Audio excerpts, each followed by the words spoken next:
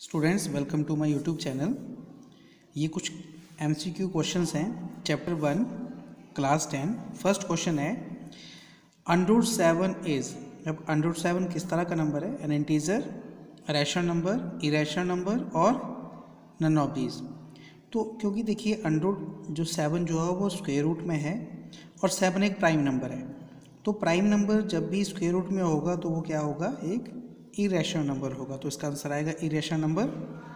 Second question है the decimal expansion of the rational number 47 over 2 raise to power 3 and 5 raise to power 2 will terminate after how many decimal places.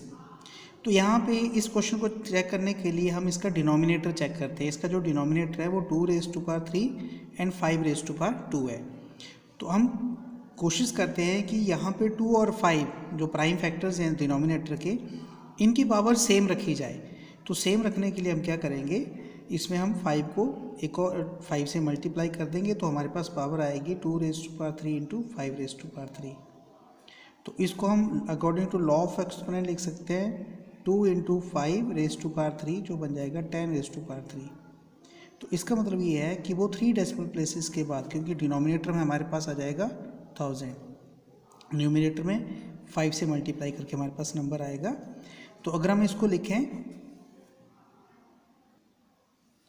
तो ये बनेगा 235 by 1000, तो जो होगा 0.235 means 3 decimal places के बाद ये टर्मिनेट कर जाएगा। और उसका बाद सिंपल सा तरीका अगर आपको मैं बताऊं तो आपने ये चेक करना है कि 5 और 2, अगर हमारे पास 5 और 2 ही इसके प्राइम फैक्टर्स है डिनोमिनेटर के, तो जो बड़ी पावर है चाहे वो 2 की हो चाहे वो 3 की हो, जो भी बड़ी पावर है उतने प्लेसेस के बाद वो टर्मिनेट कर जाएगा।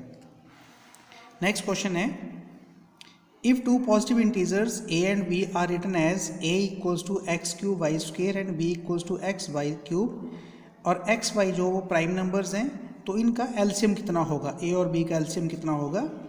तो एलसीएम फाइंड करने के लिए सबसे पहले तो हम इसमें जो वेरिएबल्स हैं एक्स और वाई वो चेक करते हैं क्या दोनों में सेम है। यहाँ पे एक्स है, यहाँ पे भी एक्स है, ए में वाई है, यहाँ पे वाई, तो वेरिएबल जो है वो सेम है।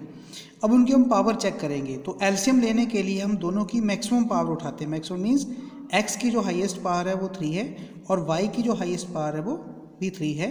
तो हमारे पास जो एलसीएम आएगा उन दोनों का प्रोडक्ट आएगा एक्स क्यूब वाई क्यूब। तो यहाँ पे सी जो है वो राइट ऑप्शन है।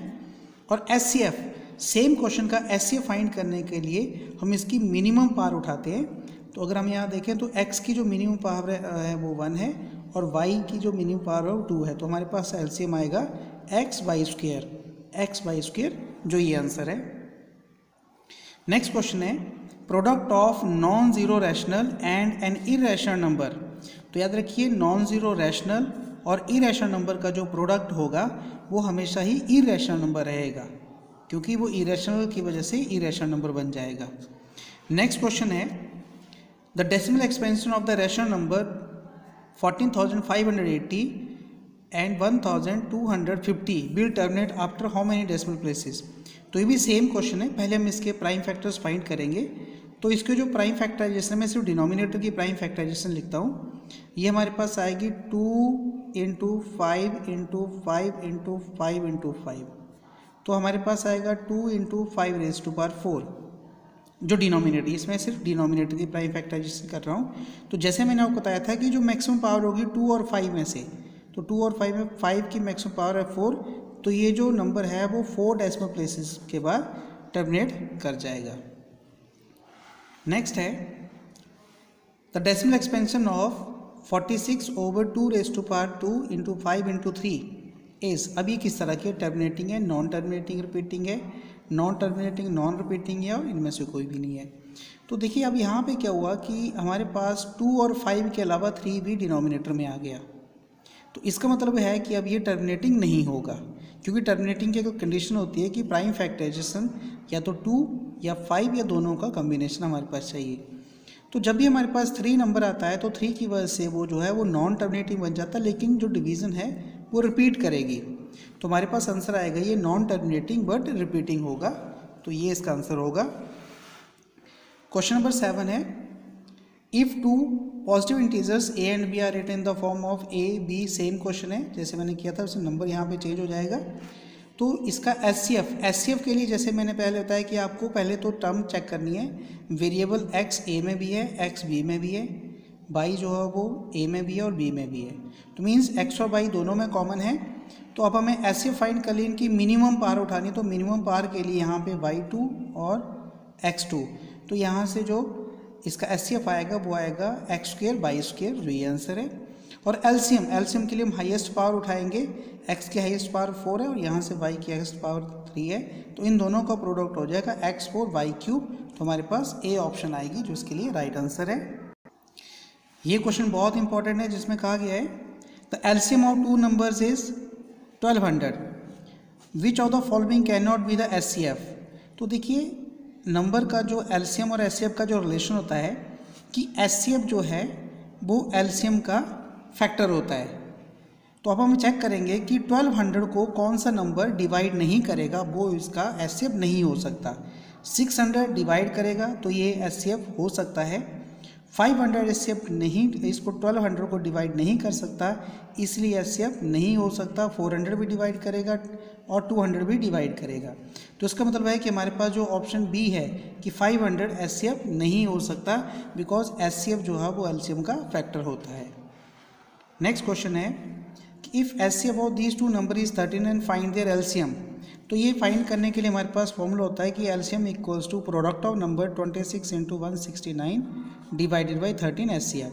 तो हम डिवाइड करेंगे इसको तो हमारे पास आ जाएगा ये 338, ये इसका एलसीएम होगा। देन नेक्स्ट क्वेश्चन है 3.27 is this type of number, integer है, रैशनल नंबर है, नेचुरल नंबर है और इरेशनल नंबर है। तो अगर हम यहाँ पे देखें तो 3.27 को हम, ये 2727 रिपीट हो रहा है और इसको हम P/Q की फॉर्म में लिख सकते हैं, तो इस तरह, इसलिए ये जो बनेगा वो एक रैशनल नंबर बनेगा।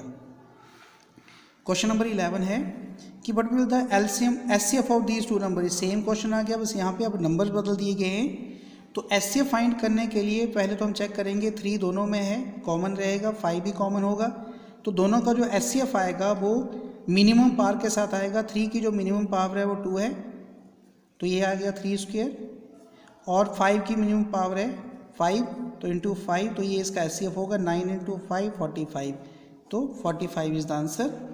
Then question is that exponent of 2 in the prime factorization of 144। तो 144 की अगर हम प्राइम फैक्टराइजेशन लिखें तो वो होती है 2 into 2 into 2 into 2 into 3 into 3, ये प्राइम फैक्टराइजेशन है 144 की। और इसमें 2 के जो एक्सपोनेंट है इसको लिखें 2 raise to power 4 into 3 raise to power 2, तो एक्सपोनेंट आ गया 4, 2 का जो एक्सपोनेंट है वो 4 है, तो ये इसका राइट आंसर है। सो ये कुछ क्वेश्चंस थे इस चैप्टर के ऊपर, चैप्टर नंबर 1 MCQ क्वेश्चंस, जो बहुत इंपॉर्टेंट क्वेश्चंस थे। Thank you.